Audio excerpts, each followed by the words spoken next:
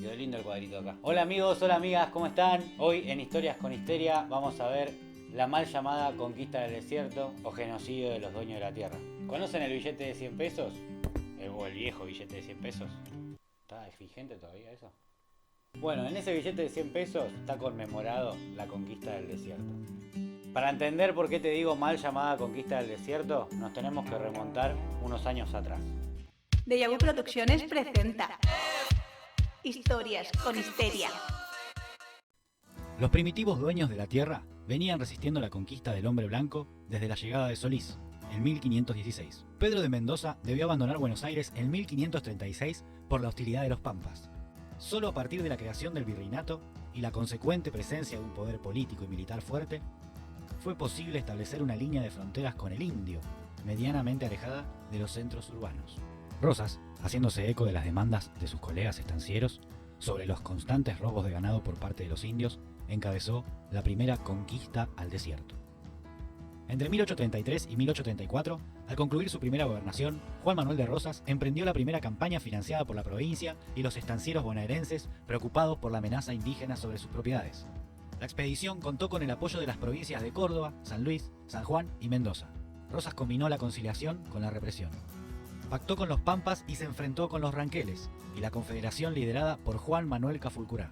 Según un informe que Rosas presentó al gobierno de Buenos Aires a poco de comenzar la conquista, el saldo fue de 3.200 indios muertos, 1.200 prisioneros y se rescataron 1.000 cautivos blancos. Hasta la caída de Rosas se vivió en una relativa tranquilidad en las fronteras con el indio, pero a partir de 1853 reaparecieron los malones. En marzo de 1855, el gobierno de la provincia envió una expedición militar hacia la zona de Azul, al mando del coronel Bartolomé Mitre. Mientras acampaba en Sierra Chica, la división fue cercada y diezmada por los lanceros del cacique Calfucurá. Calfucurá, que significa piedra azul, era el jefe indígena más importante. Había nacido en Yoma, en la Araucanía chilena, en 1785. En 1834 logró imponerse sobre los araucanos de Masayé, La Pampa, y se proclamó cacique general de las Pampas. El cacique araucano sometió a todas las tribus del sur. Calfucurá, dotado de una gran inteligencia y una notable capacidad de organización, organizó en 1855 la Gran Confederación de las Salinas Grandes, en la que confluyeron las tribus pampas, ranqueles y araucanas. Mantendrá en vilo a los sucesivos gobiernos, hasta ser derrotado en marzo de 1872 en la Batalla de San Carlos, en el actual partido de Bolívar. Calfucurá murió un año más tarde con casi 100 años, en la isla de Chiloé. Tomará el mando su hijo, Namuncurá, quien, secundado por sus bravos guerreros, Cachul, Catriel, Caupán y Cañumil, se dispuso a cumplir el mandato de defender sus tierras, pero no tendrá la tenacidad de su padre. Datazo: Seferino Namuncurá es el nieto de Cafulcurá y el hijo de Manuel Namuncurá. La consolidación del Estado Nacional hacía necesaria la clara delimitación de sus fronteras con los países vecinos. En este contexto, se hacía imprescindible la ocupación del espacio patagónico reclamado por Chile durante décadas. Solo la pacificación interior, impuesta por el Estado Nacional unificado a partir de 1862, permitió, a fines de la década de 1870, concretar estos objetivos con el triunfo definitivo sobre el indio. El gobierno de Avellaneda, a través del ministro de Guerra, Adolfo Alsina, impulsó una campaña para extender la línea de frontera hacia el sur de la provincia de Buenos Aires. El plan de Alsina era levantar poblados y fortines, tender líneas telegráficas y cavar un gran foso, conocido como la Zanja de Alsina, con el fin de evitar que los indios se llevaran consigo el ganado capturado. Antes de poder concretar del todo su proyecto, Alsina murió y fue reemplazado por el joven general Julio Argentino Roca. El nuevo ministro de Guerra aplicará un plan de aniquilamiento de las comunidades indígenas a través de una guerra ofensiva y sistemática. El propio Roca había definido, con sus palabras, la relación de fuerzas. Tenemos 6.000 soldados armados con los últimos inventos modernos de la guerra, para oponerlos a 2.000 indios que no tienen otra defensa que la dispersión, ni otras armas que la lanza primitiva. Un testigo de la época, el ingeniero Trevelot, opinaba: los indígenas han probado ser susceptibles de docilidad y disciplina. En lugar de masacrarlos para castigarlos, sería mejor aprovechar esta cualidad actualmente enojosa. Se llegará a ellos sin dificultades cuando se haga desaparecer ese ser moral que se llama tribu. Es un as bien ligado y poco manejable, rompiendo violentamente los lazos que estrechan los miembros de unos con otros, separándolos de sus jefes. Solo se tendrá que tratar con individuos aislados, disgregados, sobre los cuales se podrá concretar la acción. Se sigue después de una racia, como la que nos ocupa, una costumbre cruel: los niños de corta edad. Si los padres han desaparecido, se entregan a diestra y siniestra. Las familias, distinguidas de Buenos Aires, buscan celosamente estos jóvenes esclavos para llamar las cosas por su nombre. Las familias porteñas no solo iban a tener tierras nuevas, sino que también iban a tener esclavos nuevos. En 1879, el 25 de mayo se celebró en la margen izquierda del Río Negro, y desde allí se preparó el último tramo de la conquista.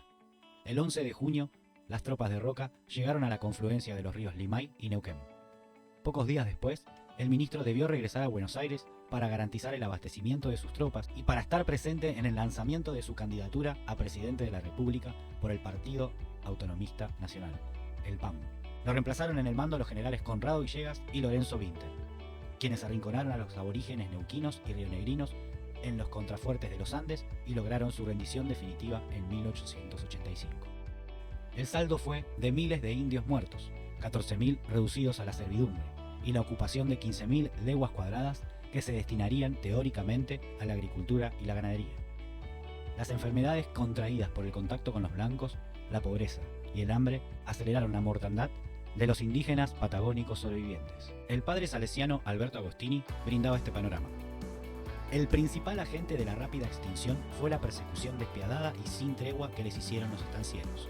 Por medio de peones ovejeros quienes, estimulados y pagados por los patrones, los cazaban sin misericordia a tiros de Winchester o los envenenaban con estricnina, para que sus mandantes se quedaran con los campos primeramente ocupados por los aborígenes. Se llegó a pagar 1 libra esterlina por par de oreja de indios. Al aparecer con vida algunos desorejados, se cambió la oferta: 1 libra por par de testículos. Este padre salesiano era un explorador y era una especie de periodista. Lo más curioso es que los militares de aquella época hablaban de esta manera. El general Victorica no andaba con rodeos al explicar los objetivos de la conquista.